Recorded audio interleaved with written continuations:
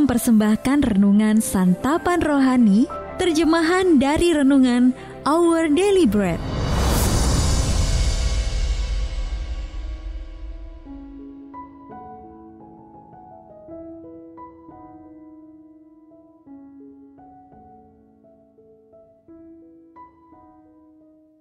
Sahabat ODB, pembacaan Alkitab hari ini terambil dari Yakobus pasal yang kelima, ayat yang ke-13 sampai dengan ayat yang ke-20.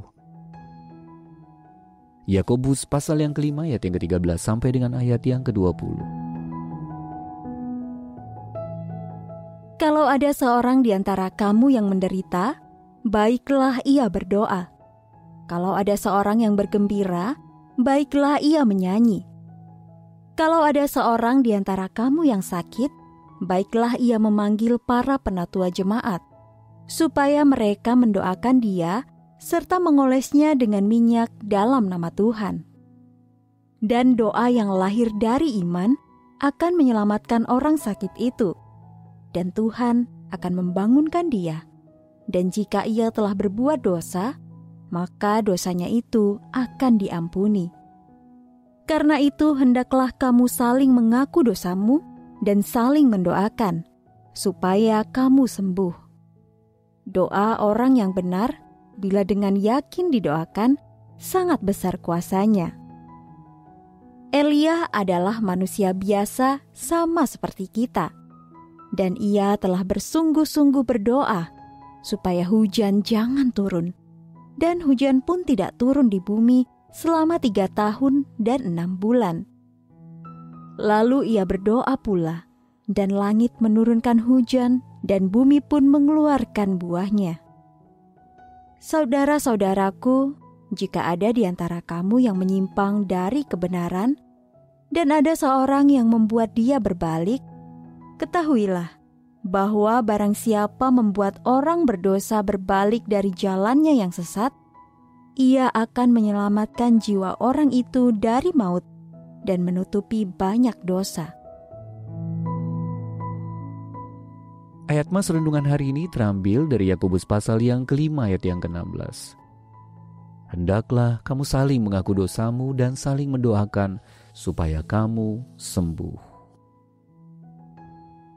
Renungan hari ini berjudul Autentik dan Terbuka, ditulis oleh Po Fang Chia. Hai Po Fang, tulis seorang teman gereja dalam pesan singkat. Untuk persekutuan kelompok kita bulan ini, yuk kita ajak semua orang untuk menerapkan Yakobus pasal yang kelima ayat yang ke-16. Kita coba menciptakan lingkungan yang saling percaya dan dapat menjaga rahasia, supaya kita bisa terbuka untuk menceritakan dan saling mendoakan pergumulan hidup kita. Saat itu saya tidak yakin harus menjawab apa. Walaupun para anggota kelompok kecil kami sudah saling mengenal selama bertahun-tahun, kami tidak pernah benar-benar terbuka dan menceritakan luka batin dan pergumulan kami kepada satu sama lain. Keterbukaan terasa menakutkan. Namun sesungguhnya kita semua adalah orang berdosa dan sama-sama mempunyai pergumulan. Kita semua membutuhkan Yesus. Percakapan yang autentik mengenai anugerah Allah yang ajaib dan ketergantungan kita kepada Kristus dapat menolong kita untuk tetap mempercayainya. Bersama Yesus, kita boleh berhenti berpura-pura memiliki kehidupan yang bebas dari masalah. Jadi saya pun menjawab, "Oke, yuk kita lakukan." Awalnya memang terasa canggung, tetapi setelah satu orang mau terbuka untuk menceritakan masalahnya, maka yang lain pun menyusul. Meski beberapa masih belum angkat bicara, tapi kami semua sama-sama mengerti. Tidak ada yang merasa dipaksa.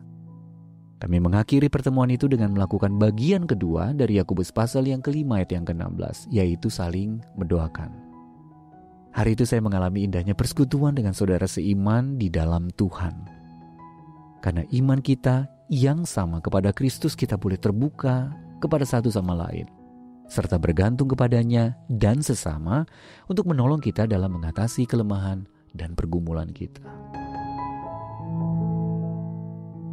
Sahabat ODB, dengan tetap bersikap bijaksana, apa yang dapat Anda lakukan untuk mendorong keterbukaan yang lebih otentik dalam komunitas gereja Anda?